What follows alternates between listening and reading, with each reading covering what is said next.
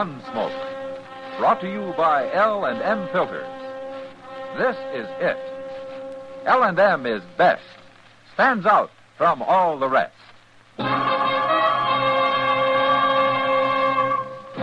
Around Dodge City and in the territory on West, there's just one way to handle the killers and the spoilers, and that's with a U.S. Marshal and the smell of Gunsmoke.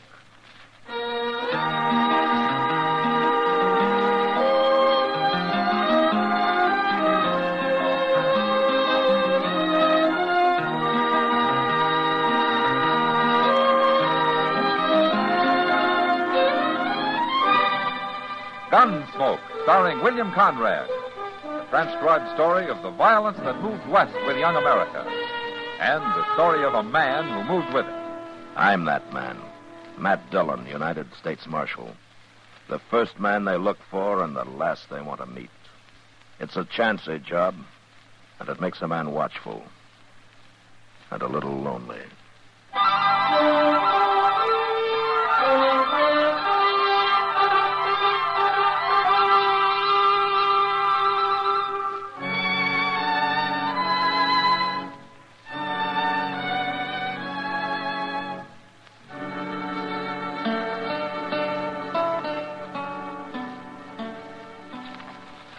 Chester, will you take this stuff down to the depot and see that it gets in the mail for me, huh? Yes, sir. Now, what's he doing? Huh? What's who doing? Old man McCready's boy, Mr. Dillon. What's he doing anyway? Well, you're the one who's looking out the window, Chester. Well, he ain't up to no good. Look at him. Well, I guess I'd better, or I'll never find out. Oh, he's jumping on his horse. There he goes. Well, what was he doing, Chester? Fooling around that wagon team there. He was messing with the traces for some reason. Oh, well, let's go have a look. That Billy McCready always was a wild one. Oh, he's young, Chester, and he's only got his old man to bring him up.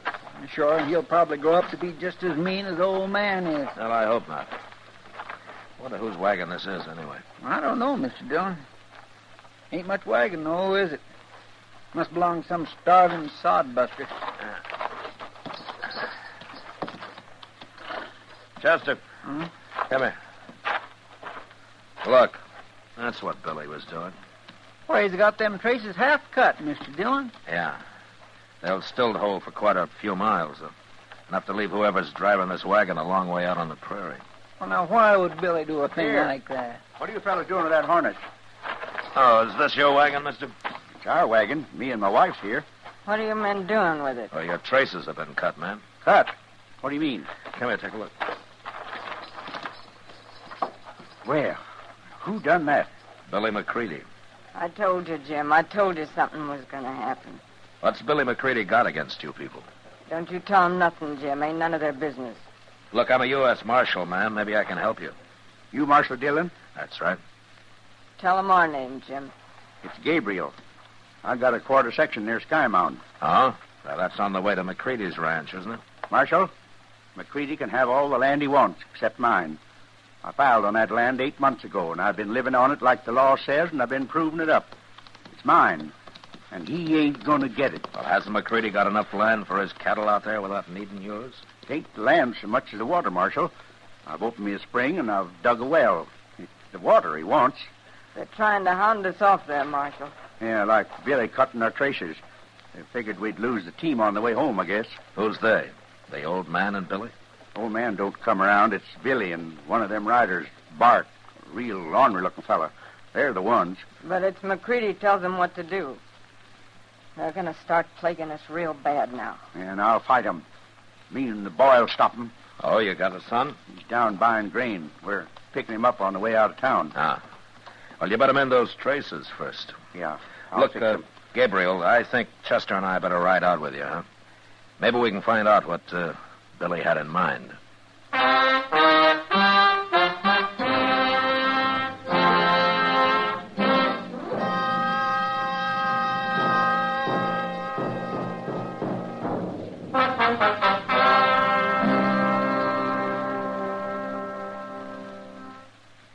This is it.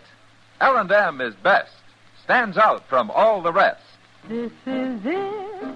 L&M filters, perfect gift for Christmas too. Light and mild. L&M filters, holiday cotton just for you. Holiday cotton just for you. Holiday cotton just for you. For the filter tip smokers on your Christmas list, this is it. L&M is best, stands out from all the rest. L&M stands out for flavor. The miracle tip draws easy. You enjoy all the taste. L&M stands out for effective filtration. No filter compares with L&M's miracle tip. King size or regular, L&M is best, stands out from all the rest. It's got everything.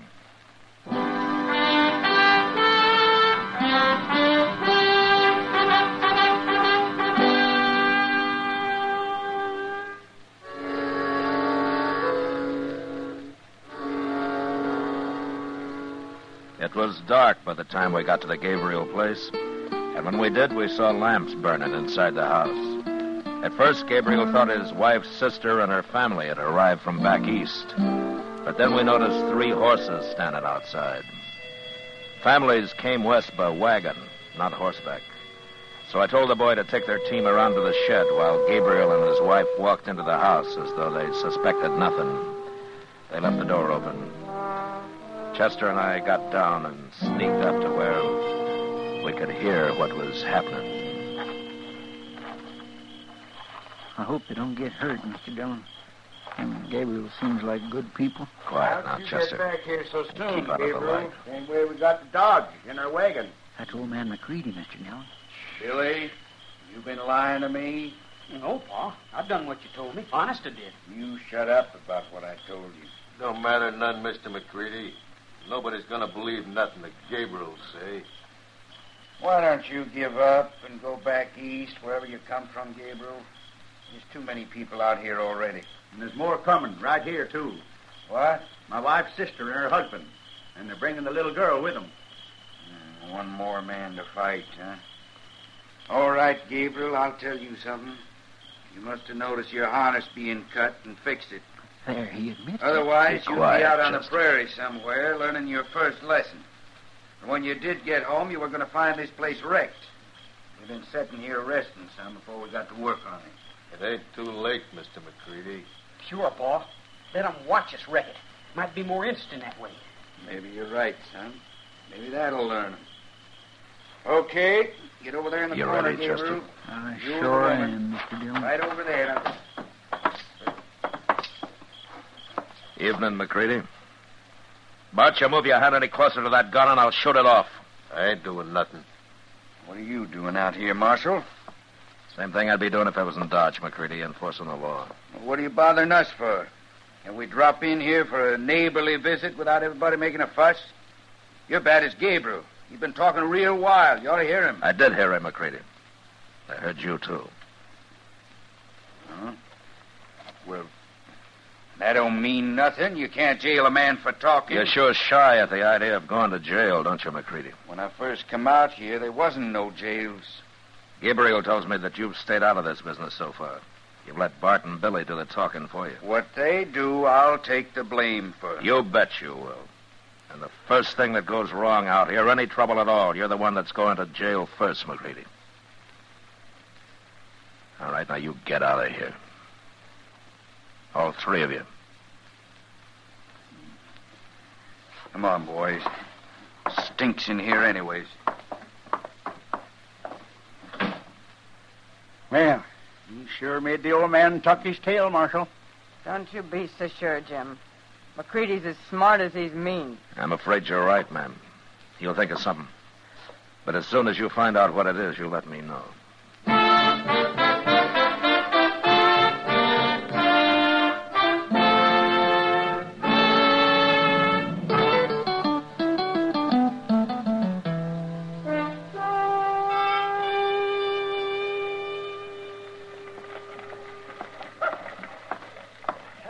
Good morning, Matt. Hello, Doc. Well, come on, sit down. Unless you're in a hurry to get to your hospital. My hospital? Oh, Matt, my hospital. Oh, well, if the day comes when I'm in a hurry to get to my hospital, you'll be warden of the Dodge City Penitentiary. Hey, well, that sounds like a nice, warm inside job, Doc. Yeah, and I hope you get it, too, Matt. And when you do, I hope old man McCready there is your first customer. McCready? Oh, I see him. He sees you, too. Guess he wants to talk to you. Well, like he says, I can't jail him for talking. Morning, Marshal. Doc? Hello. Oh, what can I do for you, McCready? Nothing, Marshal. Can a man stop and say hello? Sure. All right, what's on your mind? All right, then, I'll tell you. I've been thinking about it all week. So I went over to the land office to see if Gabriel's claim is filed proper. Mm-hmm. And is it? Maybe. Maybe not. But I'll find a way, Marshal. Look, McCready, you got plenty of grass out there. You got the whole prairie. Sure, but Gabriel's camping on the only piece that's got good water. Well, go look for some springs yourself. That's what he did. Marshal! Hey, Marshal! It's Gabriel. Say, he sure got that horse and the lather. Yeah, you stay right here, McCready. I ain't done nothing to him. Oh, Doc.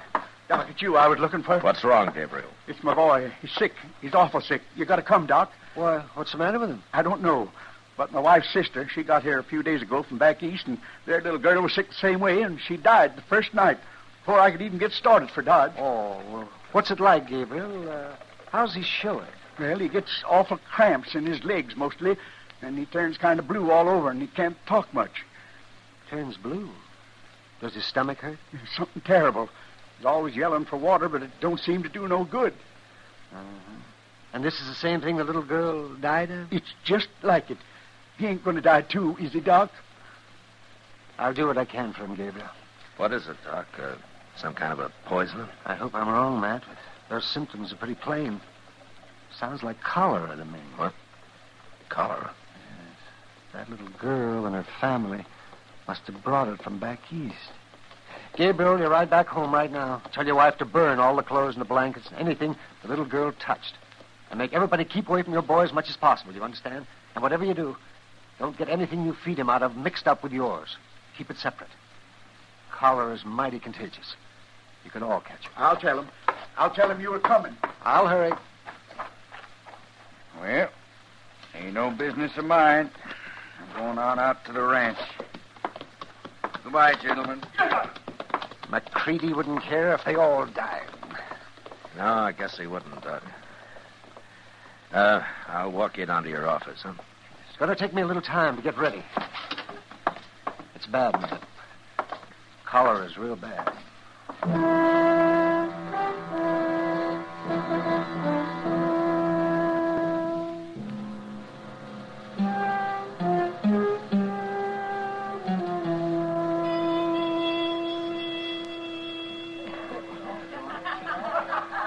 You're worried tonight, Matt. No, it's just that I can't help thinking about the Gabriels, Kitty. That's a terrible thing. Those poor people. Look, don't say anything about it around here, though, huh? I wouldn't want to get a panic started. Oh, of course I won't, Matt. But do you think there's any danger of it spreading to Doc? Well, Doc says not, as long as the family stays out of town. Yeah, but they might catch it from each other. They ought to burn everything Mrs. Gabriel's sister brought with her. Well, that's what Doc said, Kitty. Well, for once I'm right. Because it makes sense, I guess. Yeah. I never been around cholera. Have you? No, but I've heard a lot about it. Seems to me in this job I've heard a lot about practically everything there is. And a lot there isn't, too, I'll bet. Oh, I'll say. Hey, Marshal. Gabriel, what are you doing here? I'm looking for Doc. Where is he? Doc? Oh, he never showed up, Marshal, and I just can't find him no place. Well, he should have been there this afternoon. Well, that's what I figured. And then come dark, I got worried. My boy's worse, Marshal. I just got to find him, even if it is the middle of the night. Well, he left here. What could have happened to him, Marshal? Well, I got a pretty good idea. Come on, Gabriel. I'm riding back with you. Your place is right on the way to where I'm headed. Where's that? McCready's.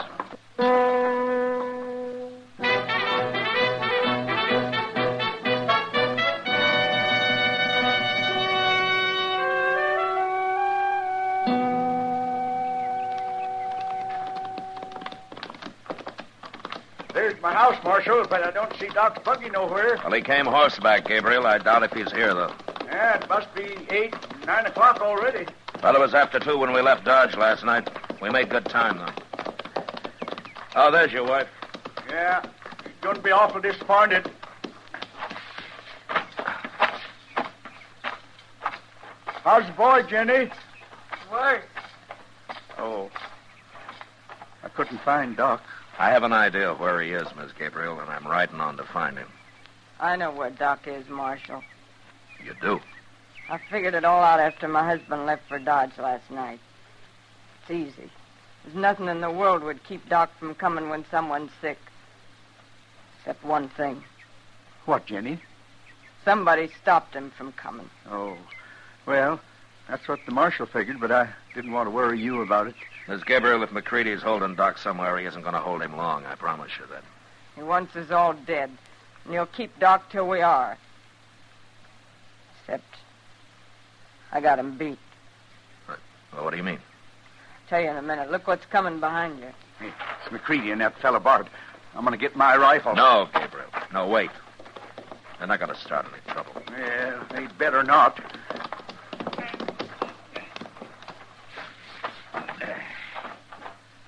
Morning, Gabriel. Miss Gabriel. Marshal. Hello. Come out to help, Marshal? Yeah, that's right. Well, me and Bart thought we'd ride over and see if there wasn't anything we could do. Now, mean it. I'm trying to be neighborly. Get back on your horse, McCready, and show me where you got Doc hid out. What? Doc's here, ain't he? What are you talking about? I said get back on your horse. Bart, you tense one more muscle, and I'm going to take it you're going for your gun. All I'm doing is breathing. All right. Now, we're wasting time, McCready. Now, wait, Marshal.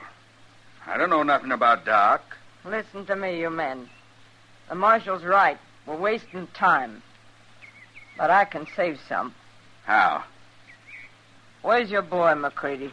He's at the ranch. You don't feel good. Why? He come by here yesterday. Late, after my husband started for Dodge. After I got everything figured. Said he'd been away on the prairie a couple of days. He told me he was here. He didn't cause you no trouble. No, he didn't. It's not much trouble to bring a man a cup of water.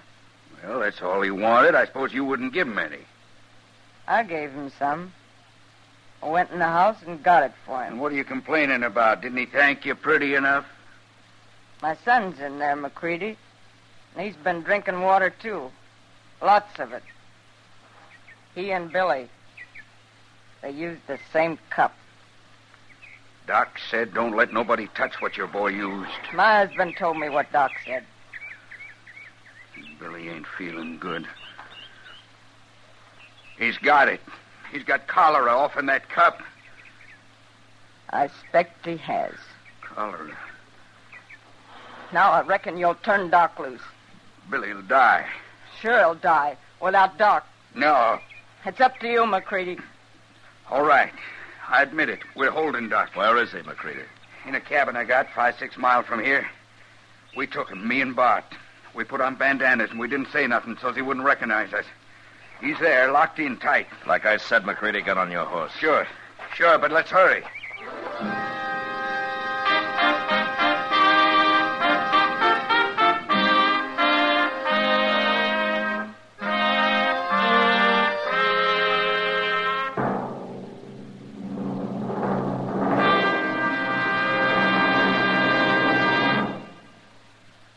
Filter tip smokers, this is it. L&M is best. Stands out from all the rest. Yes, L&M is best. Stands out from all the rest. L&M stands out for flavor. The miracle tip draws easy. Lets you enjoy all the taste. L&M stands out for effective filtration. No filter compares with L&M's Miracle Tip for quality or effectiveness. L&M stands out for highest quality tobaccos, low nicotine tobaccos, L&M tobaccos, light and mild. L&M's got everything, king size or regular. It's America's best filter tip cigarette. Yes, L&M stands out from all the rest.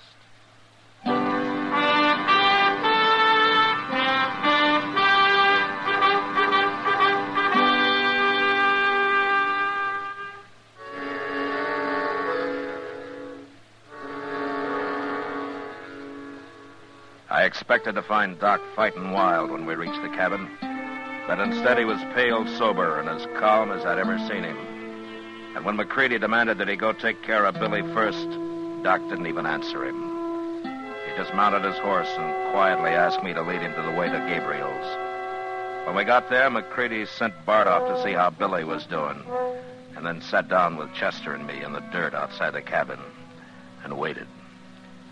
It was along late in the afternoon when Doc finally came out, and he walked over to us. How is he, Doc? Any better? He's dead, Chester. Dead? Died about a half an hour ago. I've been telling the family what they've got to do to keep from catching it themselves. You already told Gabriel that back in Dodge, Doc. Haven't they done what you said? No. And I didn't think they would without my coming out here and prodding them. It's hard for people to burn what few clothes and things they have, man. Yeah. Come on, Doc. Now the boy's dead. Let's get over to my place. We're wasting time, John, here. McCready. Hey, look. Ain't that Bart coming? Yeah, that's Bart. Guess he got tired waiting for us. Shouldn't have left Billy alone, though. How are the Gabriels taking it, Doc? Hard to say, Matt. They aren't talking much, and they aren't crying at all. That's about what I'd expect. They're pretty lean people. It's a good thing they are. What are you doing here, Bart? Why didn't you stay with Billy? We're about to leave now. Mr. McCready. Well, what is it, Bart? What are you trying to say? Billy's dead. Died right there in his bed. I couldn't do nothing for him. He's dead. I didn't know what to do for him. He got all blue, real cold, and he choked up and died. Doc should have been there. I should have made him go. It's your fault, Doc. Chester? Yeah, Doc? Go into the house and tell the Gabriels to come out here. All right, Doc. And tell them about Billy McCready. I want to see them Gabriels. I don't ever want to see him. If they'd never come here, my boy'd be alive now. He's too young to die. Billy's too young. It ain't right. It just ain't right. I done all I could, Mr. McCready. I put blankets on him. I straightened him out when he cramped up. I poured a lot of water into him. It ain't your fault, Bart. You ain't a doctor. How would you know what to do? You didn't kill him. That's enough of that talk, McCready. Why don't you shut up? It wasn't your son that died, Marshal. It was mine. Here come the Gabriels. Their son died, too, you remember? Yeah.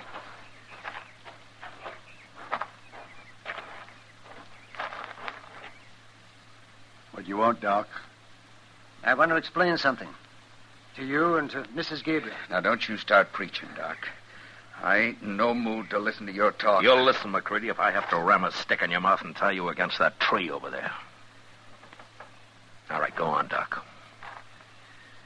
First, I want to ask Mrs. Gabriel something. Chester told me about Billy, Doc. Looks like I killed him. No. You only wanted him to get sick so as McCready'd have to turn me loose. You thought he'd do that right away so I could save your boy and Billy, too. Could have saved Billy if he hadn't come here first. No, that's where you're all wrong. What do you mean? Medicine's still a pretty crude science, Mrs. Gabriel. Someday maybe they'll know, but right now I've got no more idea how to treat cholera than I do insanity. There's absolutely nothing I know to do for it. Is that true, Doc? It's true. And I did kill Billy. Killed him with my own hand. No, Mrs. Gabriel. If you'd known I couldn't help him, you'd never let him touch that cup. No. No, of course I wouldn't. Oh, I never would have. It's McCready that's the murderer. He hoped keeping me away from here would see you all dead. That's what he wanted.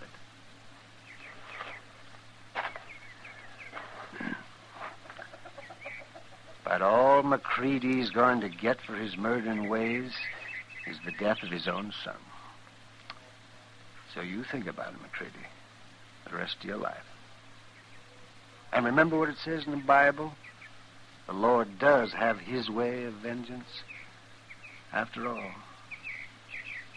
Doesn't he? All right, come on, everybody. Let's get to work. See what we can do to keep anybody else from catching us.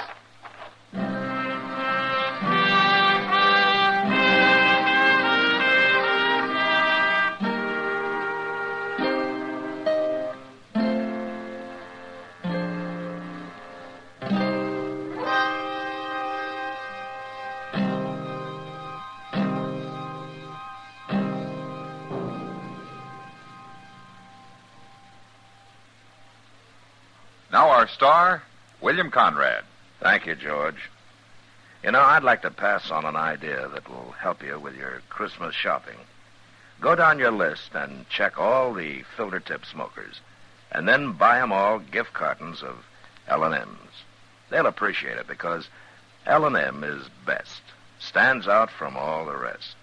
And L&M sure make a beautiful gift in their handsome holiday carton, king size or regular. L&M, America's best filter tip cigarette.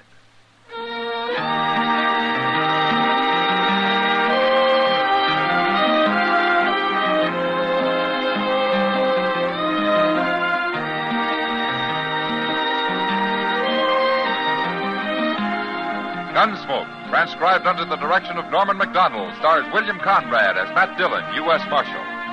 Tonight's story was specially written for Gunsmoke by John Meston, with music composed and conducted by Rex Corey. Sound patterns by Tom Hanley and Ray Kemper. Featured in the cast were Ralph Moody, Virginia Christine, Vic Perrin, Clayton Post, and Sam Edwards. Parley Bear is Chester, Howard McNear is Doc, and Georgia Ellis is Kitty. Join us again next week as Matt Dillon, U.S. Marshal, fights to bring law and order out of the wild violence of the West in Gunsmoke.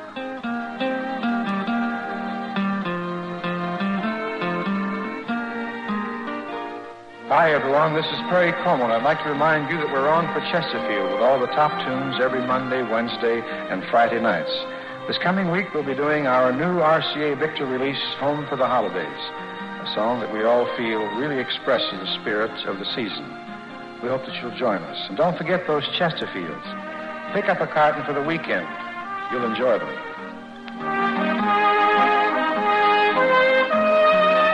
Remember, listen again next week for another story of the Western frontier when Marshal Matt Dillon, Chester Proudfoot, Doc, and Kitty, together with all the other hard-living citizens of Dodge, will be with you once more. It's America growing west in the 1870s. It's drama. It's Gunsmoke. Brought to you by L&M Filters.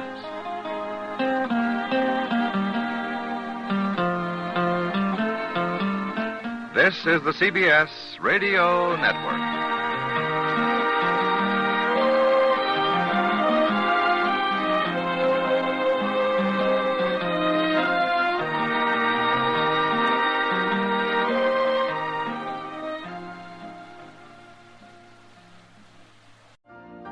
You've been listening to the OTR Gold Network. Find more classic radio at otrgold.com.